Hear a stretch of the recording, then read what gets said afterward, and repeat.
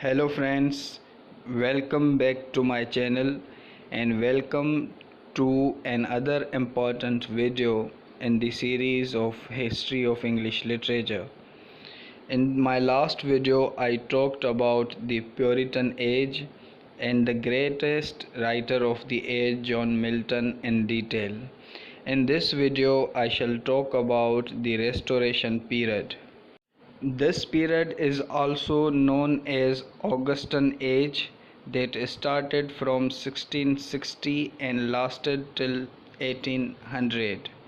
But the Restoration period in history is marked from 1660 to 1700. In order to follow the political events of the Restoration period, it is important to grasp a few broad facts. Both Charles II and James II wanted to rule as absolute monarchs. Both were Roman Catholics, Charles a secret Catholic and James an open and out one. Both aimed at restoring Catholicism in England. Both were the nephews of Louis XIV of France, who is called the Grand Monarch. He helped them secretly to carry out their designs. While both failed, James' folly in openly attempting to impose Catholicism on England caused a revolution which brought about his downfall.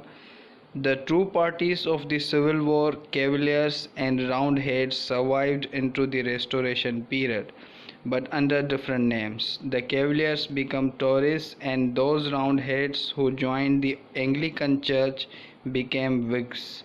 The Puritans came to be called Dissenters. The Parliament, which was called after the restoration of monarchy, was so warmly royalist and so friendly to the king that Charles kept it sitting for as long as 18 years. His chief minister made harsh laws against the dissenters, forbade them public worship, excluded them from government offices, and subjected them to various other harassments. Charles died in 1685 and James succeeded him. Charles, though treacherous and intriguing, had been on the whole cautious and discreet, for he had no wish to go on his travels again. He had not pushed things too far and had been able to do well for himself. But James had no such prudence. He was headstrong and reckless and attempted openly to restore national Catholicism. Within 6 months of his ascending the throne, there was a Whig rebellion under the Duke of Monmouth, an illegitimate son of Charles II, who wanted to seize his father's crown for himself. The rebellion failed and Monmouth was executed. This was followed by farcical trials and merciless executions of rebels under a circuit of judges, which came to be called the Bloody Assize. Encouraged by his success in crushing the rebellion, James became more reckless. He collected an army of Irish Catholics, appointed Catholic teachers at Oxford, and issued another declaration of indulgence, ordering it to be read in every church. When 7 bishops objected to this, he ordered them to be tried. Though the judges were afraid, they acquitted the bishops. Just about this time, when the feeling ran high against James, a son was born to him.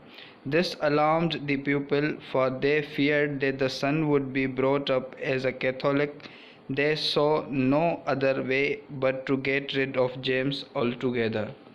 James had two daughters, Mary and Anne, who had been brought up as Protestants. Mary was married upon Whig's insistence to William of Orange, the Protestant leader of Holland, who was also James' nephew, and stood next in succession to the English throne after Mary and Anne. On the unexpected birth of a son to James, the English people invited William to take over the throne. William with an army landed in England in 1688. James, deserted by his followers, fled to France. William and Mary were declared King and Queen of England in 1689. The Cavalier party in England did not strike a blow for James, but his supporters in Scotland and Ireland did put up a fight to resist William. Their resistance was soon overcome and William became master of all James' dominions. The downfall of James II settled the question of absolute monarchy forever. In 1689, the supremacy of Parliament was established by passing into law the Bill of Rights. It clearly limited the king's powers and laid down that no Catholic could be king of England. It put an end to religious persecutions, granting everyone freedom of religious belief and worship. The censorship of the press, against which Milton had thundered in vain in his Areopagitica, expired in 1695 and was not renewed, thus making it possible for anybody to criticize the government. William III was a wise and generous-minded king who would not persecute people for their opinions or punish those who had opposed him. The main event of his reign was his war with France. The power of Louis XIV was a menace not only to his country, Holland, but to the whole of Europe.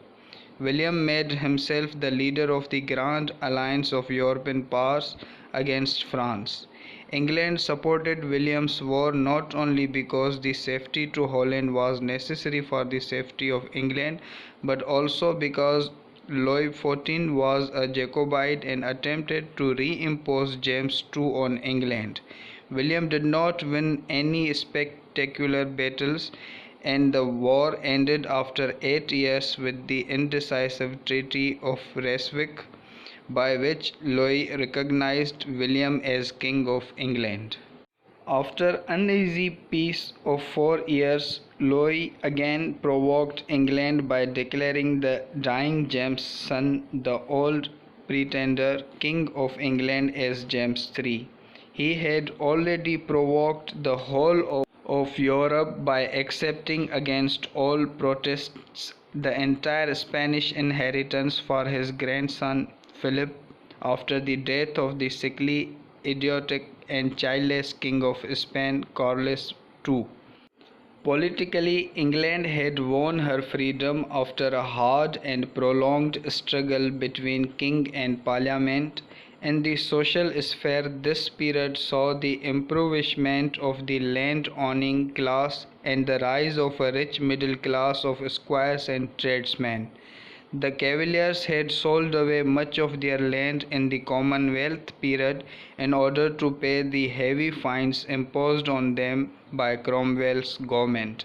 The lands thus sold remained with the buyers, who were mostly Roundheads in the previous era, but who, after the Restoration, embraced Anglicanism to save their acquisitions and became Whig leaders. Morally, there was a sad deterioration in society after the Restoration. Released suddenly from the restraints of Puritan rule, the people let themselves go and went to the other extreme of licentious indulgence. They took their cue from the king and his court, who had been Frenchified and brought home French tastes and manners. Charles, amorous and pleasure-loving, had many concubines by whom he had numerous illegitimate children. The courtiers were equally gay and dissolute. The profligacy of the court and the smart and fashionable set surrounding him is reflected in the drama of the period, especially in its comedy, which is grossly immoral.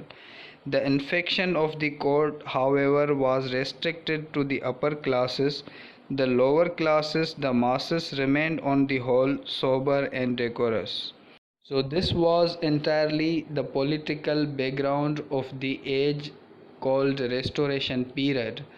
In my next video I shall talk about the Restoration literature in detail. Till date, stay connected to Lutuf's Literary Club. Happy learning.